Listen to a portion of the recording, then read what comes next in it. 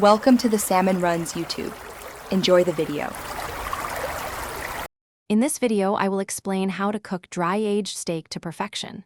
First, let's cover the basics. Dry aging is a special process that concentrates the beef's flavor and makes it incredibly tender. Before you even think about cooking, it's crucial to let your steak come to room temperature for about 30 to 60 minutes. This ensures even cooking. Also, always pat the steak completely dry. Excess moisture prevents a good crust from forming.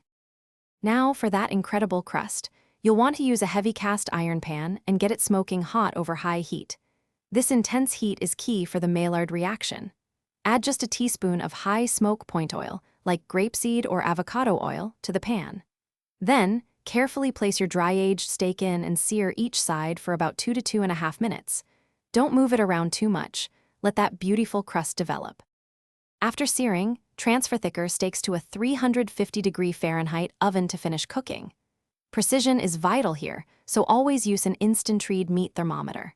For a perfect medium rare, target an internal temperature between 125 and 130 degrees Fahrenheit. Remember, dry-aged steaks have less moisture, so it's better to slightly undercook than overcook them. We want juicy, not dry. The final, and arguably most important, step is resting your steak. Once it's off the heat, place it on a cutting board and let it rest for 10 to 15 minutes.